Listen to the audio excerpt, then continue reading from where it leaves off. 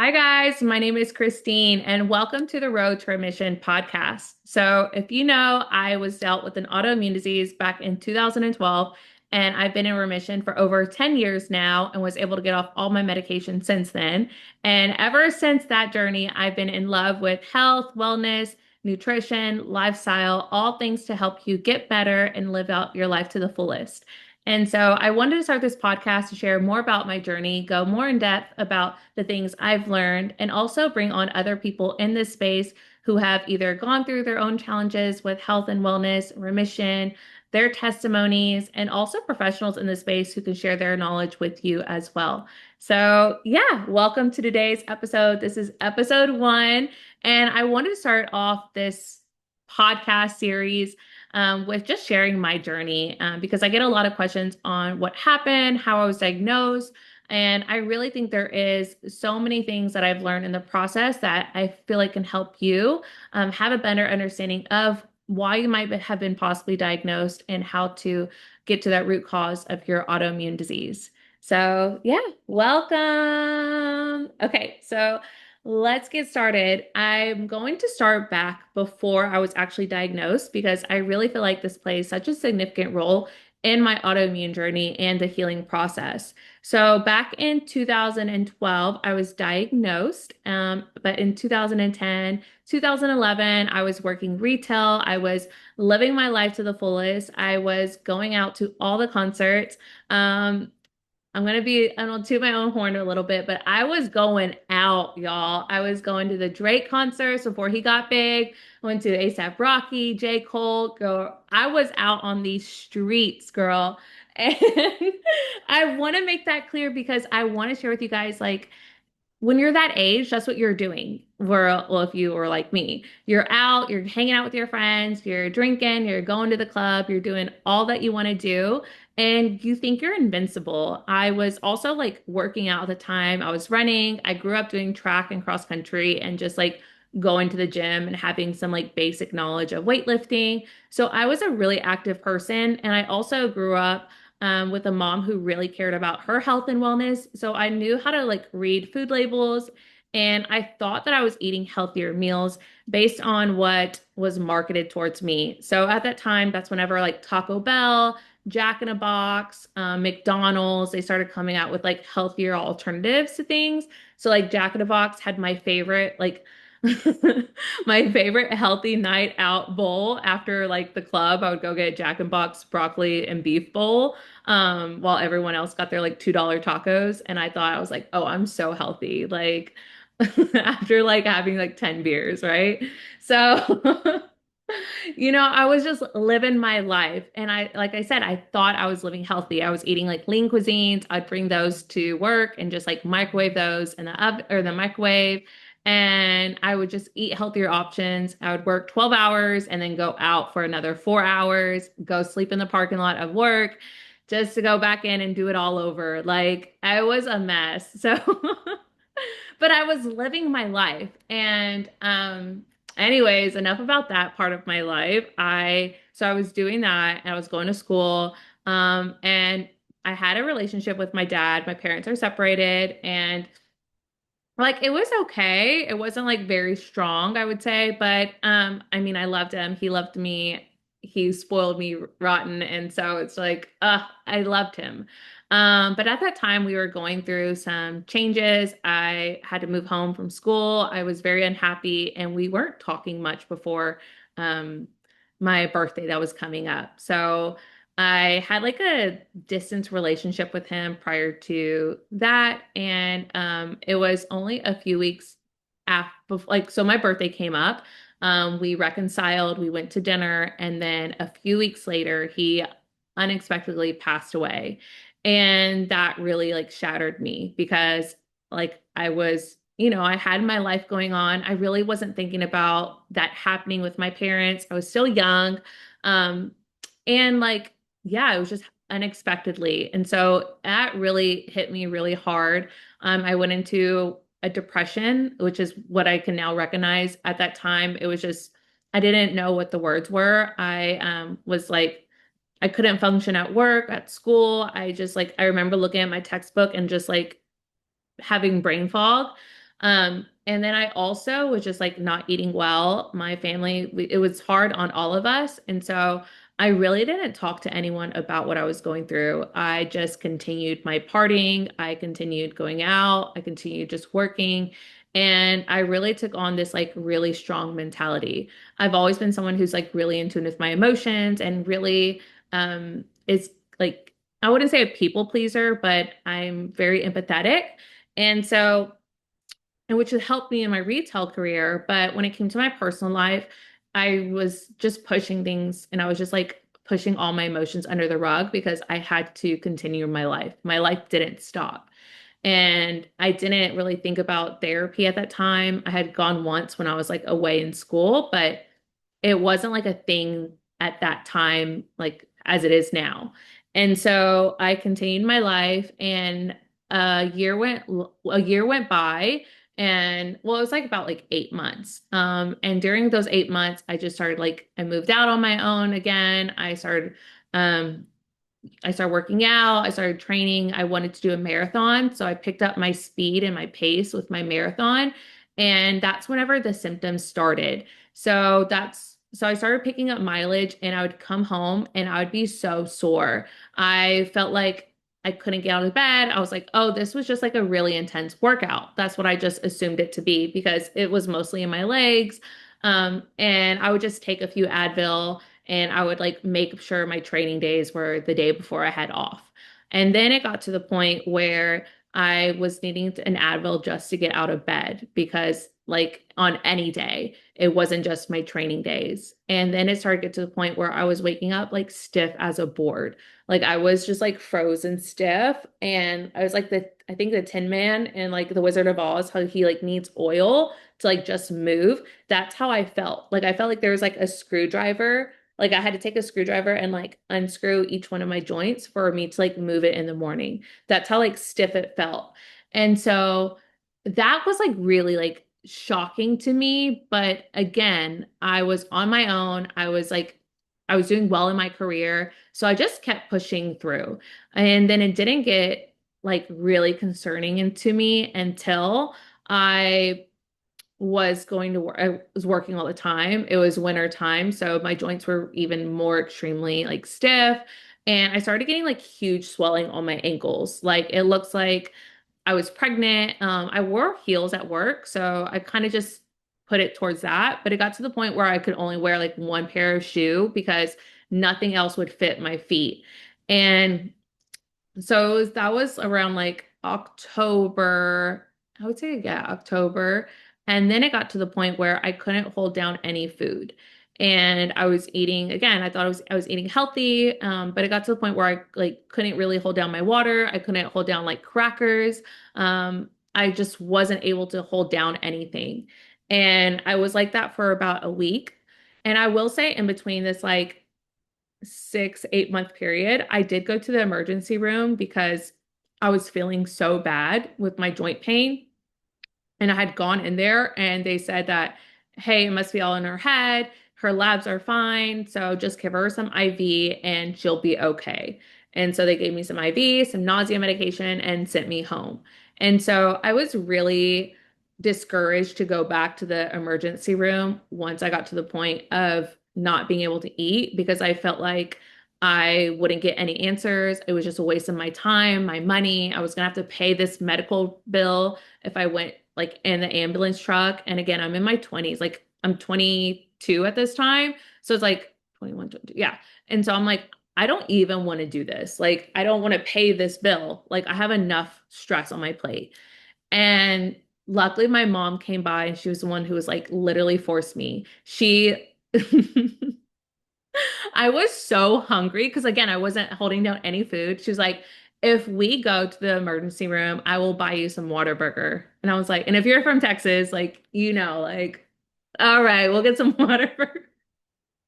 And that's literally what kept me in that hospital room because she was like, if you don't say I'm not buying you that Whataburger. And I was like, I'm so hungry. Like, I cannot feed myself. So I guess I'll stay. So I go to the emergency room. They literally take like 6, 7 hours to see me. I was so annoyed. I was crying because I just wanted to go home because I was like, they're not going to give me any answers. And so go back, they wheel me back. And luckily, thank God, like this guy is an angel. Like I will always remember his face and it's like angelic to me. He looks down, he looks up at me and he's like, I think you have lupus. And I had no idea what that meant, but I was like, okay. And he was like, we're going to run your tests and da da da. And so we ran my tests, comes back positive for lupus. So at that point, I'm in Houston. So I had access to like the medical center, thank God. And so they just tested me, like they tested my lungs, they tested my eyesight, they tested my joints. I went and got x-rays. I was there for another at least 12 hours. And so we did all that and I got pamphlets. And that week, someone prominent, like in the Houston area, she had passed away from lupus and she was around my age. And so going home with those pamphlets, going home with that news, going home feeling like I never have a life, like I will never have a life after this, like this is my future, was really scary. I don't remember at that time if they gave me medications. I'm pretty sure they gave me like a pain and a nausea one. And then I later followed up with my rheumatologist, probably like within that next 2 weeks or so. And so it was really tough mentally because again, I was like, I was living my life over here. And now it's over. Like this is it. Like in the pamphlet, it talked about like pregnancy, life expectancy was like 65. I was like, okay, this is like a death sentence. And I just went back to my own apartment and I was just like, cool. And I just started the journey at that point. And I'll be honest with you guys, I had some really great friends at that time, and their names were Jack and Hennessy, and I really don't know how I'm alive today. I'll be 100% honest because I was just drinking away the pain. And it was really tough. And I don't know how I don't know if I can say this, but I was putting both of them together. And again, it was just painful. I remember during that time period, I felt like a walking zombie. I would take my medications and I would just feel like a zombie. I'd had no like recollection of like what I was doing. I had so much brain fog. I still had tons of joint pain. So I was just popping them left and right, the painkillers. And then I go to my rheumatologist appointment and she keeps me on the painkillers and then puts me on immune suppressants and steroids and throws all she can at me that my body will handle. And then so over the next, I would say year, we continue this journey. I continue taking the medications. She was a very amazing rheumatologist. I'm so thankful for her because when I told her like, hey, I think this is too much, because I would be up chucking at work. Like my symptoms really weren't getting that much better. I was having more like reactions to the medications. I felt like one of the biggest things was I was up for days on end because of the steroids. And like medication affects me very strongly. So I would literally be up for like 2 to 3 days at a time because it would just keep me wired. And then on top of that, I was drinking like tons of coffee, tons of tea. I made besties with the Tivana people. If you know, you know. Oh, I miss that store. But they would just fuel me up every single day with tons of drinks of caffeine because that's all I could do to get by because I was so exhausted. But then it was hindering me when I needed to go to sleep because the steroids were also keeping me up. So luckily, she worked with me to reduce my steroids whenever I needed to really test the medications to see which ones were making me nauseated. And she consistently checked my joints to make sure that they were decreasing. And I was struggling like this for a year and a half, continued that lifestyle. I didn't have any friends really anymore. I had a few friends. No one was really like coming up and checking on me. I was dating someone at that time. Girl, no shade to any of my exes, but if they probably aren't listening, like, but they just didn't understand. He didn't understand at that time. And It wasn't until he went to one of my appointments and I literally said everything from my toes to my teeth, like my teeth were in pain. He was like, "Oh, it hurts you that bad?" I'm like, "Yeah, duh." Anyway, so I'm like, "Why would I be on all these medications taking 8 painkillers a day?" Like, and so that relationship really didn't help me out at all during my journey. And so let's start on this. Okay, so then this part of the relationship I realized during my journey, after like, the doctors have been working with me, I really started to get more in tune with my body because of all the symptoms and reactions I was having. And what I started to realize was that every time that I was in a good place with my partner at that time, I wouldn't be in as much pain. But anytime that we got into an argument, that's whenever the pain would be like really outrageous and crazy. And so I recognize this because we were getting in fights a lot. So it would just be like up and down all the time.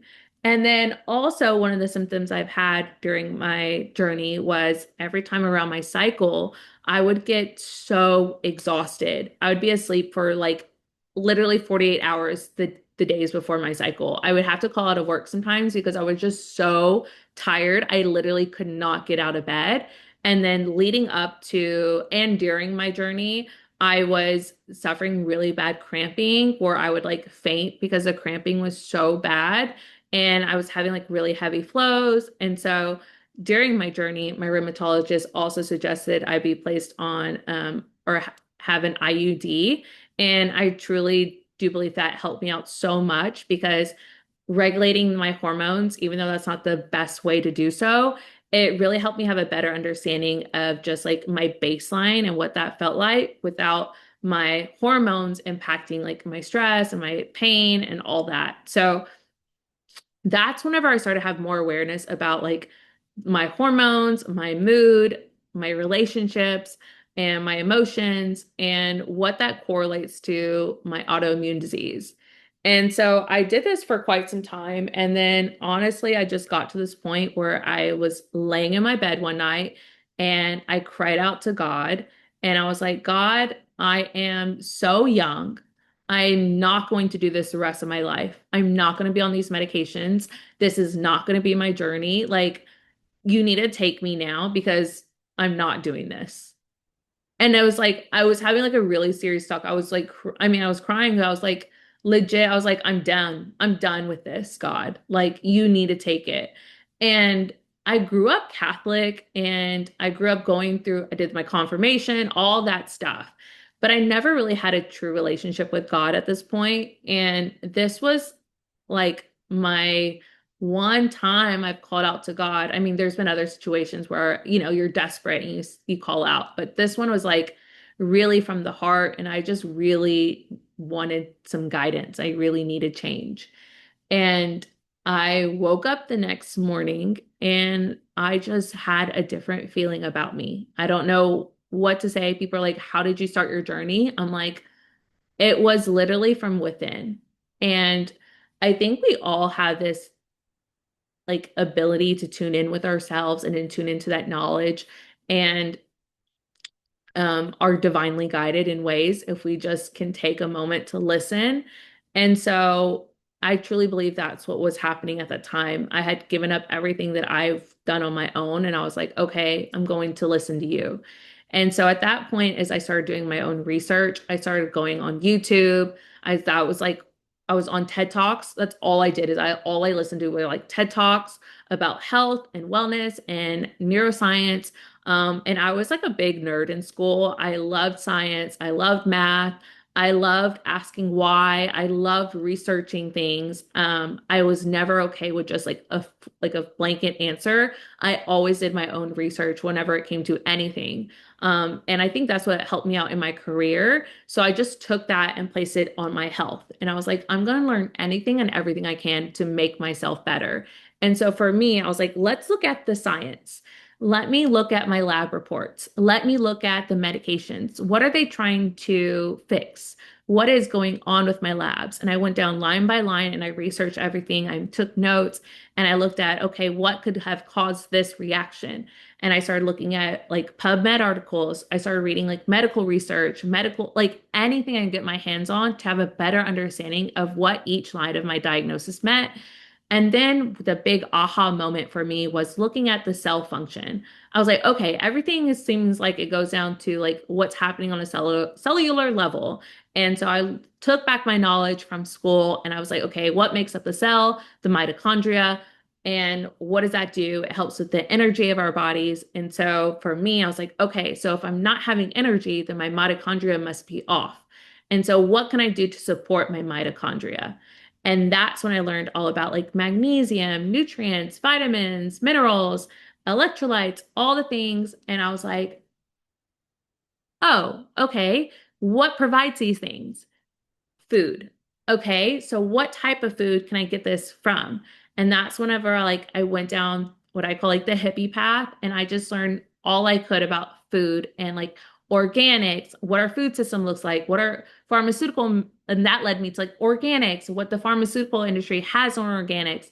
I looked up, oh my God, the biggest aha moment was like Agent Orange and Monsanto and how that's still impacting people today. And once I saw that, I was like, oh my gosh, there is so much knowledge out here that we are not told, that we have no idea about. We have nothing, we know nothing about our health because no one is sharing this information unless you're sitting here and doing the research. Because at that time, there was no chat GPT. There's Instagram, but no one's posting about health and wellness on Instagram.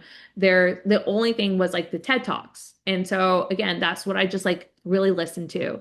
And then I listened to this one video with Deepak Chopra and he talked about two patients, and if you have the same patient, same diagnosis, let's say like they're twins, they grew up same everything. Why does one get better and why does one not get better? And we started doing he started doing the research on like the mentality behind getting better and how that impacts your physical body and looking at the subconscious mind and how that impacts our health and our wellness and how we move in the world. And that's what opened my mind up into like the mindset portion of things.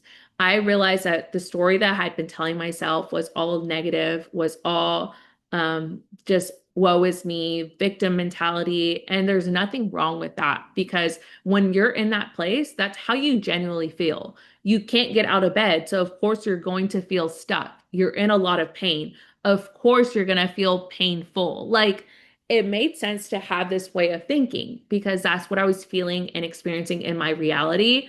But I had to realize that if I want to create a new reality, I had to change my mindset.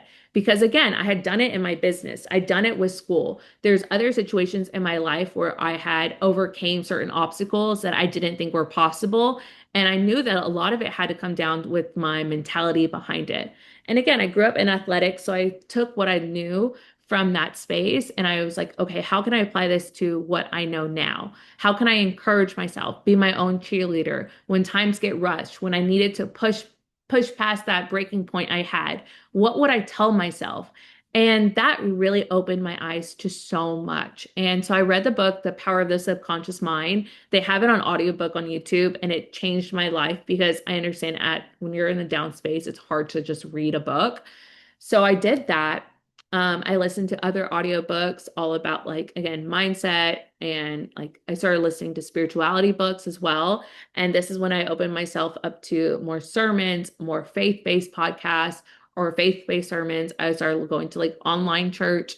And then eventually I started going to church in person.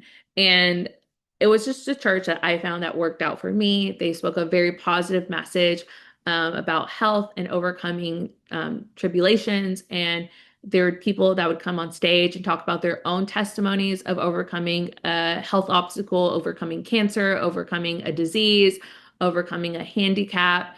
And hearing other people's stories is kept me like inspired and kept me motivated because again, at this time, no one's sharing their story. I go to my doctors. They all think I'm going to be sick for the rest of my life. All the pamphlets show that I'm going to be sick. The Lupus Foundation, I hate to break it to you, but they weren't really any help. And the lupus support groups, they were all very negative. And I was like, no one is helping me here. So I have to take ownership of my life and make the change I want to see and be the voice and change my mentality about how I want to go about this health journey. And so I started making the changes. I started just focusing on eating more nutritious food, started eating organic. I learned about meats and how they are processed. So like, okay, I have to eat high quality meat now because I don't want it impacting my hormones. Now I know how they're raised. Let me make sure I'm getting the highest quality meats.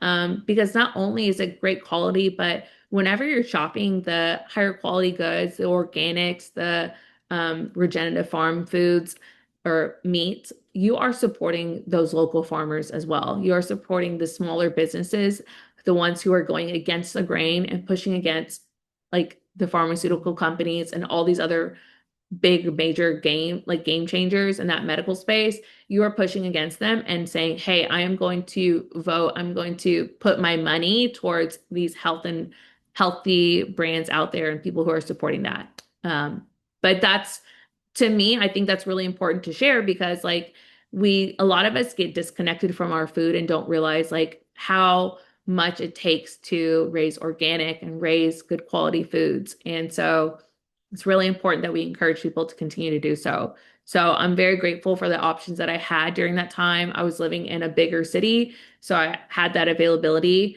And I just started my journey. I started switching my foods that I was eating to healthier versions of them, eating organic, high quality. I wasn't on any particular diet at that time. I realized that dairy wasn't good for me, so I cut that out. But I wasn't aware of gluten, FODMAP, histamine intolerance, any of those diets. I had no idea what SIBO, Candida, leaky gut was. I just had a basic knowledge of what to eat that is a healthier version of what I was currently eating. And so that's where I started. I started changing my diet. I ate a lot of tacos, a lot of soups, a lot of smoothies. And and if I needed to, because I was at work and I didn't have the time or the energy to make a meal, I would choose a healthier option. I would choose a salad. So I was reducing the oils that I was using. I switched from like seed oils to olive oil and avocado oil, coconut oils. And I just tried as best as I could to really just clean up my diet. And the other factor that I took into play was I started praying over my food. I started being very mindful of my food. I also started praying over my body. I would pray and I would say, I pray. So I have the prayers like on my page and I could share those with you, but I would say things like every cell, every tissue, every ligament in my body is healing. Every time I eat this food, it is nourishing my body. It is giving me strength. I'm feeling health and wellness every time I sit down to eat. I thank you, God, for my food. I thank you, God, for my body. I know that healing is happening within me. I know that my subconscious mind and the infinite intelligence within me is going to heal my body and help me recover from any illness that I'm having. I know that my body wants me to heal. My body is healing. It's on this journey. It knows what it's doing. I'm giving it the tools that it needs to heal. I would just say anything I could to heal my body. I would speak positive. I would speak joy. I would say, and I would visualize this whenever I was praying. I would like picture like a cell and I'd picture it bad, like I don't know, whatever you think bad is. If it looks brown, if it looks ugly, like if it looks distorted, I'd picture my cell like that. And I'd say my cell is healing. And I'd picture like a light going through my body, healing every cell and every tissue and every organ. And I'd picture that light hitting my heart, hitting my lungs, like hitting my stomach. Like I would visualize like while I was praying, before my food or as I was walking, I would just reaffirm this prayer. And then I would also, anytime that I would start to feel pain, I would say, my body is in the process of healing. My body is in the process of healing. And I would just look at my pain as a like a mile marker. Like whenever you're driving on the road and you see it like 1 mile, 1.5 miles, like, And so I would just say, oh, it's just my body signaling that it needs to heal. It just needs more nutrients. It just needs more prayer. I wasn't, I had to shift my mindset from being like doomsday to more positive thinking.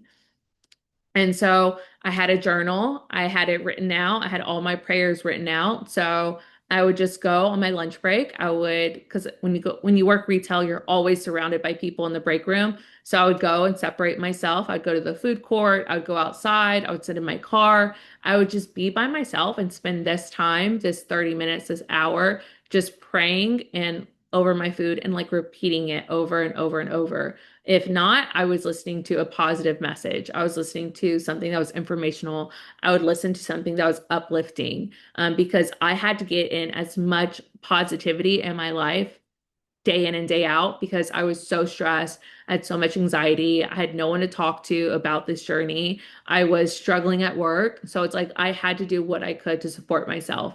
I had no one else to lean on to encourage me throughout this journey.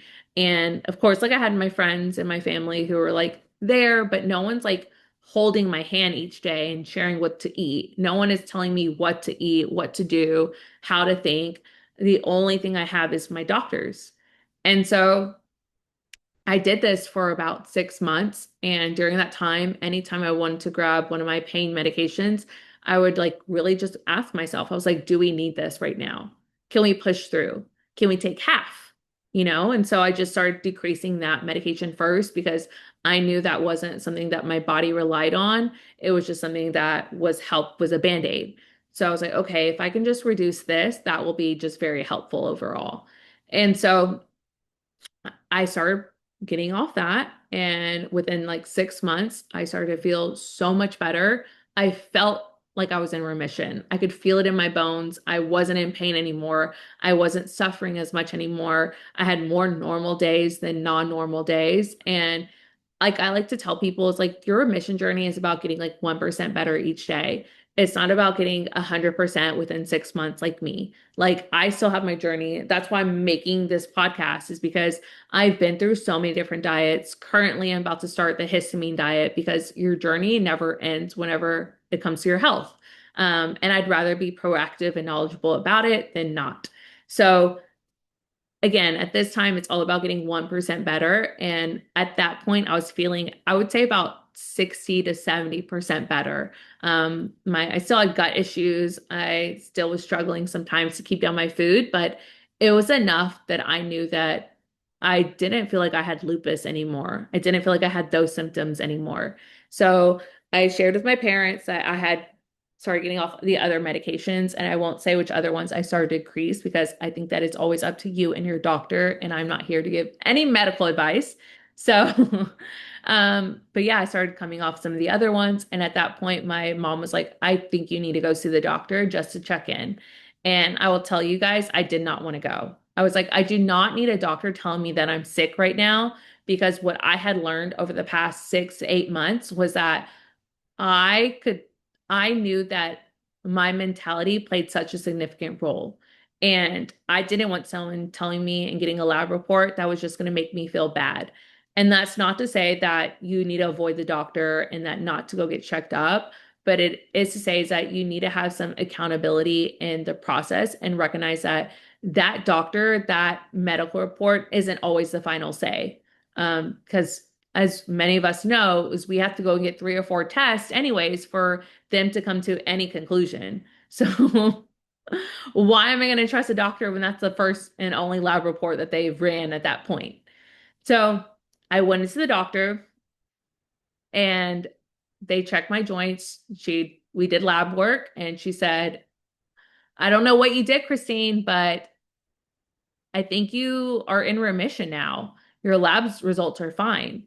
And I shared with her, I was like, hey, I've like done all these things and you can see it on my chart. I just have supplements on my chart now, because that's all I was taking by the time I went to go see her. I think I was taking like 1 or 2 of the other medications, but I was like, I have to be honest with you, I haven't been taking them. She's like, well, okay. And I also want to go back. Sorry, I'm like jumping all over the place, but I want to say during the middle of my remission journey, one night I did go out to a concert And I, as what they call nowadays, gardened before I went to the concert.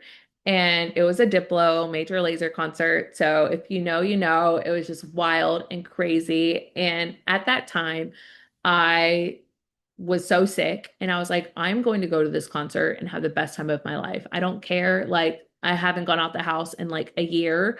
I'm going to go and have the time of my life. And I went and I woke up with no joint pain. And that was another moment I had realized that, again, my mindset and what I was experiencing and what I did, because I realized that during those hours of the concert, I let everything go. I let go of my pain. I let go of my mindset. I just got lost in that moment. And and I moved my body for the first time in like a year. That wasn't just like me at work walking around. I actually like moved and didn't let my pain limit me. And I truly believe that really helped me get to the point of remission because it gave me an insight that I could have healing. And everything came into play and everything was like, and I even shared that with my doctor and she was like, girl, again, this is 2012 or 2000 and what, it's 13, 14. She's still isn't legal in Texas, but she's like, that's what you want to do. It's like, okay, girl. And it helped. It helped me out so much. And so, not saying that you should. Again, this isn't medical advice, just my journey. But yeah, I did all that, got into remission. And ever since then, I've been on the journey. I realized at that point that my emotions were playing a huge role. My mindset played a huge role. My father passing and just not living a healthy lifestyle, those combined just created a pool of disease, as you would say. Like my body was out of ease. So it was diseased because I was just so stressed out with my body and suppressing all those emotions. I believe emotions are energy in motion. So if we're having this energetic feel in our bodies and we're suppressing it, such as anger, sadness, depression, fear, anxiety, if we're suppressing all those emotions, we're suppressing that energy within our body. And if we're not letting it out through dancing, through music, through people, through creativity, through speaking, if we're not having some outlet for us to share our message or to share what we're experiencing, if we aren't journaling, I really believe community and connection is important. So if we don't have that, that energy stays within and it gets stuck. And just imagine like it's going to be stuck. Like that weight, it's like you just keep pushing things down, it's going to be heavy to lift back up. And so I believe that my father's passing, my diet, my lifestyle leading up to that time in my life really is what helped trigger the autoimmune disease from triggering it to come. And so I think that's just super vital to share with people because even nowadays, whenever I'm not getting good sleep, whenever I'm not eating well, whenever I'm very stressed out, you can see those symptoms. Not like I have the full on symptoms, but I can just tell my immune system is weaker now. And I just don't feel as well, especially in the mornings. And like trying to get out of bed, you just feel like you're sluggish. And so really understanding my body has been the biggest gift from this journey. And that's what I tell all of you guys is that when you're on this journey, this is all about getting more in tune with your body, getting more aware of your body, having better understanding of what's going on within your body. This is a time for you to connect with yourself, connect with your emotions, connect with your food, connect with the food systems outside of you, realize like where our food comes from, connect with a higher power, connect with your faith, having faith in something and that something being you, having faith that you're going to get better. And another thing for me was also seeing the correlation between it all, the mind, body, and gut connection. seeing how impactful it is to get healthier foods, to treat yourself with kindness, to treat yourself with goodness, to speak life and positivity over your body, I think is really transformative. And I think there's a super powerful YouTube video that I watched during my remission journey, and it's called the Water Experiment, or you can look up the Rice Experiment, and it shows what it looks like whenever you speak happiness and joy and love over rice and whenever you speak negativity over rice. And the negativity one has mold, it's soupy, it's disgusting after a few weeks or days. And the love and joy and happiness one, it looks like it's healthy as can be. It looks dry. It doesn't look like over time it gets, a little bit but but you can see a total difference between the two. And so throughout this journey, it's like learning to speak health and wellness and positivity over yourself, because what I learned at the journey and over the past 10 years is like no one's going to do that for you. You have to do it for yourself, especially when it comes to your health, because the food that we eat each and every day, we have a choice to make every time we sit down, every time we open every time we open the fridge, and every time we go into the pantry. We all have a decision to make of what we're going to choose to eat, whether it's going to fuel our body or whether it's going to hinder our healing journey. And I will say, like, there are times when I eat like my snacks and my cupcakes and all that, and I can go into that more on another podcast, but it's all about choosing things that work best for you, choosing the right people, the right food, the right mentality, and how you are going to overcome this challenge within your life. So, anyways, that's a bit about my journey. Ever since then, I've been on so many diets: the SIBO, Candida, FODMAP, now going on the histamine intolerance diet. I'm about to do a parasite cleanse. So again, the journey to health never stops, and it's not like in a bad thing. For me, it's like I'm so glad I had this awakening when I was younger, because now I can live my life with so much knowledge, so much awareness. I've been able to help so many other people, and I know that I want that in my partner now. Is I want them to live a healthy lifestyle, because if you don't have your health, you don't have anything. So, yeah, that's a bit about my journey. I hope you guys enjoyed it, all the twists and turns on the road to remission.